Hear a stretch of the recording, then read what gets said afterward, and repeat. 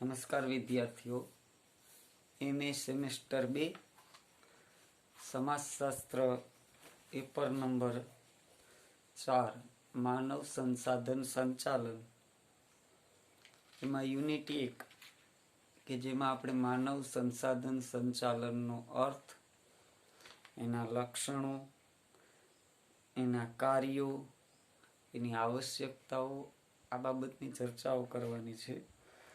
તો ઔદ્યોગિક ક્રાંતિથી એક યાંત્રિક યુગની શરૂઆત થઈ અને સાંપ્રત સમયમાં વિશ્વ એક ઔદ્યોગિક ક્રાંતિથી એક નવી સંસ્કૃતિ તરફ પ્રયાણ કરી રહ્યું છે.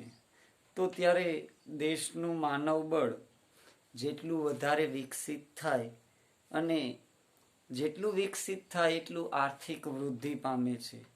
એટલે કોઈ પણ વ્યવસાયમાં કામ કરતા માનવીઓ એટલે કે કર્મચારીઓ એ તેમની મિલકત છે, કારણ કે કર્મચારીઓ કામ કરશે તો વિકાસ થશે. તો માનવ સંસાધનનો આવી રીતના એક ધીમે ધીમે એક ખ્યાલ છે વિકસિત થતો ગયો. તો એમાં માનવ સંસાધન સંચાલન એટલે શું? તો આપણે એનો અર્થ જોઈએ તો માનવ સંસાધન એટલે માનવ સંપત્તિ, માનવ મિલકત, માનવ શક્તિ, માનવ મૂડી તરીકે પણ એને ઓળખી શકીએ કે આ દરેક બાબતો છે માનવ સંસાધનમાં આવી શકે, જેના દ્વારા બાકીના અમાનવી સાધનોનો સક્ષમ ઉપયોગ કરી શકાય. કે જે માનવ સંપત્તિ છે, માનવ મિલકત છે, માનવ શક્તિ છે, એના દ્વારા અમાનવીય જે સાધનો છે એનો ઉપયોગ આના દ્વારા આપણે કરી શકીએ. આ માનવ સંસાધન છે.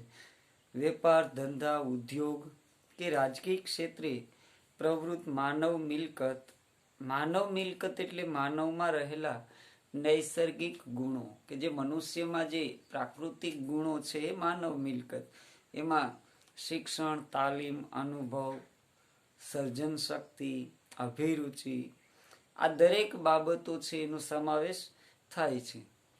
મૂલ્યો, કૌશલ્ય, અભિગમ, મનોક્ષમતા, કાર્યદક્ષતા, વૈચારિક શક્તિ જેવા નૈસર્ગિક ગુણો હોવાથી માનવ વર્તણૂકને લઈને માનવ સંસાધનનું ખૂબ મહત્વ છે.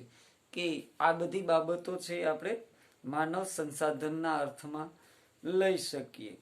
તો એમાં એની વ્યાખ્યા આપણે જોઈએ. માનવ સંસાધનની વ્યાખ્યા તો પી સુબ્બારાવ નામના જે વિદ્વાન છે એણે વ્યાખ્યા આપેલી છે કે કર્મચારીઓને નોકરીમાં રાખવા, તેના સાધનો વિકસાવવા, કાર્ય અને વ્યવસ્થા તંત્રની જરૂરિયાત પ્રમાણે તેનો ઉપયોગ કરવો, જાળવણી કરવી અને તેમની સેવાઓનું વળતર આપવું એટલે માનવ સંસાધન સંચાલન.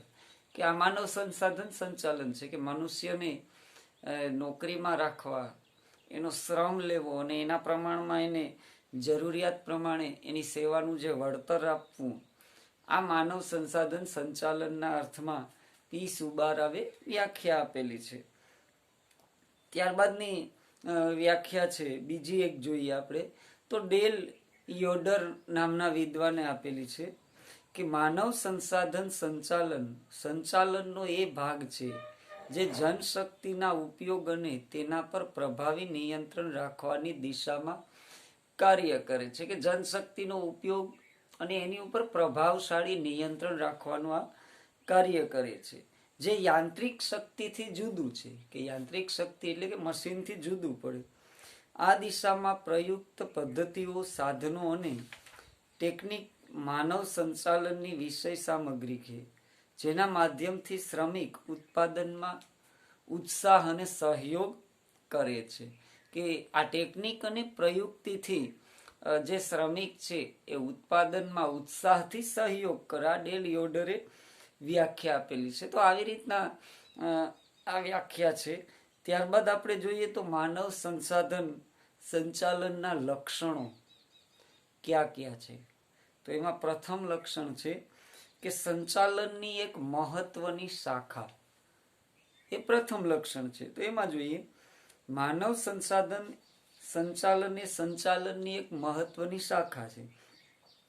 સંચાલકીય ધ્યેયોની પ્રાપ્તિ માટે માનવ તત્વોને કાર્યક્ષમ ઉપયોગ કરવા માટે તે અપનાવાય છે. કે સંચાલકીય ધ્યેયોની પ્રાપ્તિ માટે એનો ઉપયોગ કરવામાં આવે છે. કર્મચારી સંચાલન દ્વારા કર્મચારી વ્યવસ્થા ઊભી કરી સંચાલનનો અગત્યનો હિસ્સો બને, જેમાં માનવ સંસાધન સંચાલનનું મહત્વ રહેલું છે. ઉત્પાદન, વેચાણ, નાણાકીય અને કાર્યાલય સંચાલનની જેમ માનવ સંસાધન માટે દરેક એકમ અલગ અલગ વિભાગની રચના કરવામાં આવે છે. કે ઉત્પાદન છે, વેચાણ છે, નાણાકીય વિભાગ છે, કાર્યાલય વિભાગ છે. તો એવી રીતના અલગ અલગ એકમની એમાં રચના કરવામાં આવી છે, જેને માનવ સંચાલનના એક વિભાગ તરીકે પણ ઓળખવામાં આવે, જે સંચાલનની મહત્વની શાખા ગણાય. કે આ દરેક બાબતો છે એના આધારે થઈને આપણે એને મહત્વની શાખા ગણી શકીએ. તો આ એક પ્રથમ લક્ષણ છે. ત્યારબાદ બીજું લક્ષણ છે સાર્વત્રિક કાર્ય. તો માનવ સંસાધન સંચાલન માત્ર ઉદ્યોગ ધંધા પૂરતું મર્યાદિત નથી, પરંતુ તેની સાર્વત્રિકતા જોઈ શકાય. કે ફક્ત ઉદ્યોગ ધંધા પૂરતું જ નહીં, દરેક જગ્યાએ આપણે એને સાર્વત્રિક સ્વરૂપે પણ જોઈ શકીએ. માનવ શક્તિનો ઉપયોગ થતો હોય તેવા દરેક ક્ષેત્ર, એટલે કે આર્થિક, સામાજિક, ધાર્મિક, લશ્કરી, સરકારી, રમતગમત, રાષ્ટ્રીય ક્ષેત્ર, આવા દરેક ક્ષેત્રનો સમાવેશ થાય. ફક્ત વેપાર પૂરતું જ નહીં, પણ એવા ક્ષેત્ર કે જ્યાં માનવ શક્તિનો ઉપયોગ થતો હોય તો એ સાર્વત્રિક છે. પ્રત્યેક એકમના માત્ર કામદારો જ નહીં, પણ લોકોનું સંચાલન કરતા, લોકોને કામગીરી સોંપતા નિષ્ણાંતો તરીકે ધંધાકીય કે ઔદ્યોગિક ક્ષેત્રે સંકળાયેલા દરેક કર્મચારી માનવી સાથે વ્યાપકપણે સંકળાયેલું છે. કે આવી રીતના દરેક ક્ષેત્રમાં માનવ સંસાધન સંચાલન સંકળાયેલું છે. રાષ્ટ્રીય, ધાર્મિક, સામાજિક, રમતગમત દરેક ક્ષેત્રમાં સંકળાયેલું છે. એટલે એક આ મહત્વનું લક્ષણ એ છે કે એ સાર્વત્રિક છે. ત્યારબાદ ત્રીજું લક્ષણ છે વિકાસની પ્રક્રિયા. કે માનવ સંસાધન સંચાલકો કર્મચારીની વિવિધ શક્તિ, કૌશલ્ય અને સામર્થ્ય વિકસાવવાની પ્રક્રિયા ઉપર વિશેષ ભાર મૂકે. કે મનુષ્યની જે સુસુપ્ત શક્તિઓ છે, એના કૌશલ્યો છે, તો એને વિકસાવવા ઉપર વધારે ભાર મૂકવામાં આવે છે. સંચાલનના કોઈ પણ વિભાગ, સપાટી કે કાર્યોમાં કર્મચારી છે જોડાય છે. માનવ સંસાધન જૂથ પ્રવૃત્તિનો અતૂટ હિસ્સો છે, અને જૂથ પ્રવૃત્તિ એકમની કામગીરીને સંકલિત કરી વિકાસ તરફ ગતિ કરાવે છે. કે જૂથ પ્રવૃત્તિનો હિસ્સો છે, અને એ જૂથ છે એ એકમને આગળ લઈ જાય છે, એટલે એક વિકસિત કરે છે, ગતિ કરાવે છે. વિવિધ ક્ષેત્રો વચ્ચે સંચાલકીય ગતિશીલતા સાર્વત્રિક હોય છે, પરિણામે વિકાસની પ્રક્રિયા જીવંત બને છે. કે આવી રીતના ગતિશીલતા છે સાર્વત્રિક જોવા મળે છે આપણને દરેક જગ્યાએ. એટલે એમાં આપણે એક વિકાસની પ્રક્રિયા છે જીવંત સ્વરૂપે જોઈ શકીએ. તો આ ત્રીજું લક્ષણ વિકાસની પ્રક્રિયા સ્વરૂપે લઈ શકીએ. ત્યારબાદ ચોથું છે સંચાલનના વિવિધ કાર્યો સાથે સંબંધ. આ ત્રીજું લક્ષણ છે. ચોથું લક્ષણ છે માનવ સંસાધન સંચાલન એ સંચાલનના વિવિધ કાર્યો સાથે સંકળાયેલ છે, જેમાં કર્મચારી વ્યવસ્થા, આયોજન દ્વારા નક્કી થતા જે ધ્યેયો હોય એને સિદ્ધ કરવા, ત્યારબાદ યોજનાઓનું અમલીકરણ, વ્યવસ્થા તંત્રના માળખાગત વિવિધ વિભાગો વચ્ચેના કાર્યો અને સત્તા જવાબદારીની વહેંચણીનું સંકલન, આ દરેક બાબત છે એના માટે માર્ગદર્શન અને અંકુશ જેવા વિવિધ કાર્યો સાથે એક સુવ્યવસ્થિત અને એક નજીકનો સંબંધ ધરાવે છે. એટલે આવી રીતના જે વિવિધ કાર્યો છે એની વચ્ચે પણ એક નજીકનો સંબંધ ધરાવે છે. એટલે આ એક આપણે ચોથા લક્ષણના સ્વરૂપે લઈ શકીએ. ત્યારબાદ પાંચમું લક્ષણ વિશાળ અને પરિવર્તનશીલ ખ્યાલ. માનવ સંસાધન સંચાલન એ કર્મચારીઓને લગતા સંચાલનનો આધુનિક અને વિશાળ ખ્યાલ છે, જેમાં કર્મચારીને માત્ર કામ ઉપર નિમેલ શારીરિક કે માનસિક શ્રમ કરતી વ્યક્તિ નહીં, પણ વિવિધ લાક્ષણિકતાઓ, શક્તિઓ, મર્યાદાઓ, મૂલ્યો માનવ સંસાધન તરીકે ગણવામાં આવે છે. એક શક્તિ તરીકે નહીં, પણ એની લાક્ષણિકતા છે, એની શક્તિ છે, એની મર્યાદાઓ છે. તો એવી રીતના કર્મચારીને ગણવામાં આવે છે. અને તેથી માનવ સંસાધન સંચાલન એક આધુનિક અને વિશાળ ખ્યાલ છે, કે એક પરિવર્તનશીલ ખ્યાલના અર્થમાં આપણે એને લઈ શકીએ છીએ. તો એ પણ એક મહત્વનું લક્ષણ છે. ત્યારબાદ છઠ્ઠું છે કલા અને વિજ્ઞાનનો સમન્વય, કે એમાં કલા અને વિજ્ઞાનના સમન્વયરૂપ લાક્ષણિકતાઓ પણ ધરાવે છે.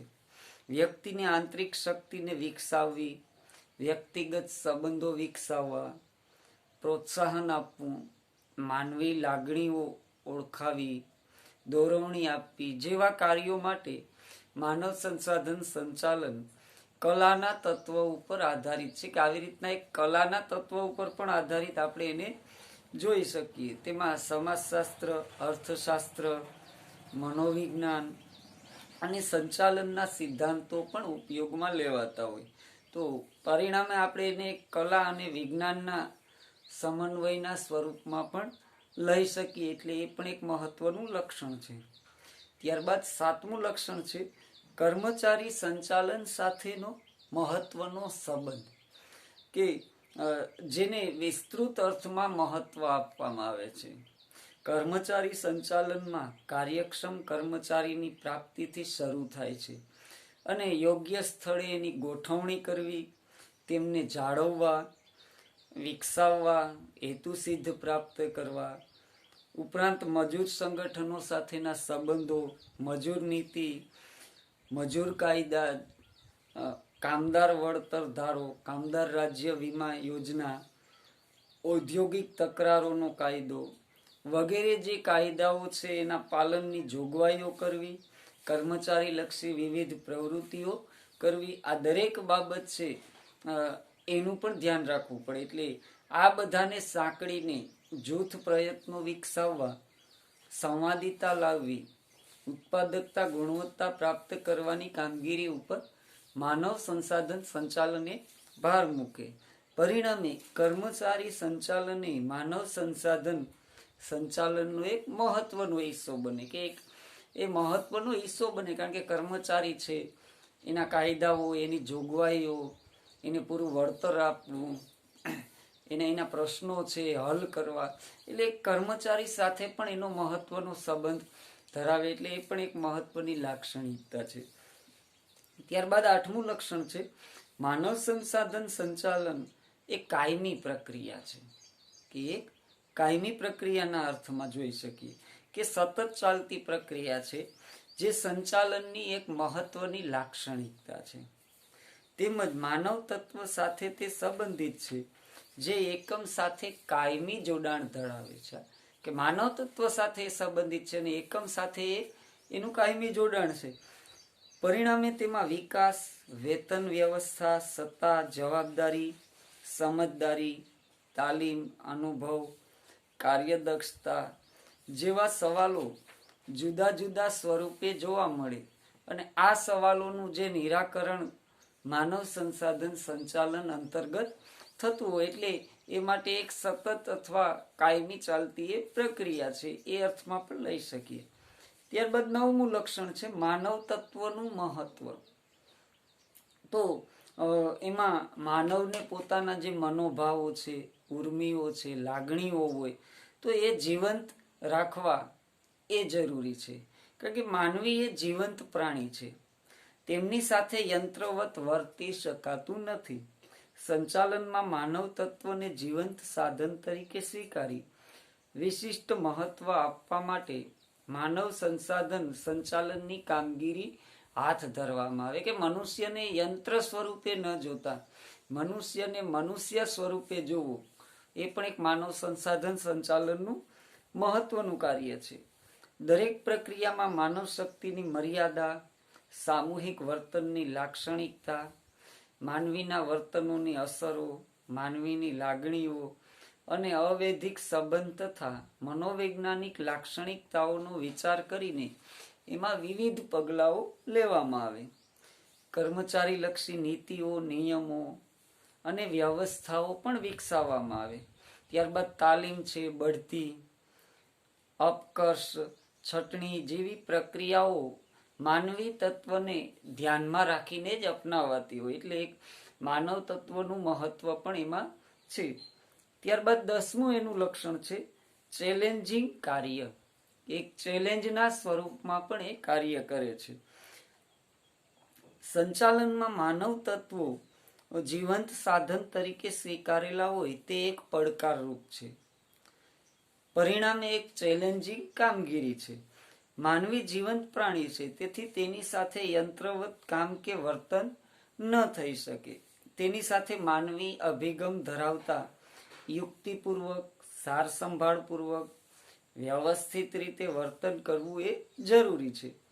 સંગઠનના માનવી સંબંધોની સ્થિતિ વિશે ઉકેલરૂપ કાર્યો નિપજાવવા સંગઠનની વ્યક્તિઓ, તેની કામગીરી અને તે માટે યોગ્ય પર્યાવરણ વચ્ચે સર્વોત્તમ સુમેળતા સિદ્ધ કરવાની આ આખી પ્રક્રિયા એ એક ચેલેન્જિંગ કાર્ય છે, કે એક પડકારરૂપ કાર્ય તરીકે પણ એ લક્ષણ આપણે જોઈ શકીએ કે ચેલેન્જ વાળું કાર્ય છે, કે જે મનુષ્ય તત્વ છે તો એના જે પ્રશ્નો છે કર્મચારીઓના, ત્યારબાદ એ સુમેળતા સિદ્ધ કરવી, એની કામગીરી છે, તો આ દરેક બાબત છે એક ચેલેન્જિંગ કાર્ય છે, એટલે એ પણ એક મહત્વનું લક્ષણ છે. તો અહીં આપણે જે આ 10 લક્ષણો છે એ પૂર્ણ થાય છે કે માનવ સંસાધન સંચાલનના લક્ષણો અહીં પૂરા થયા.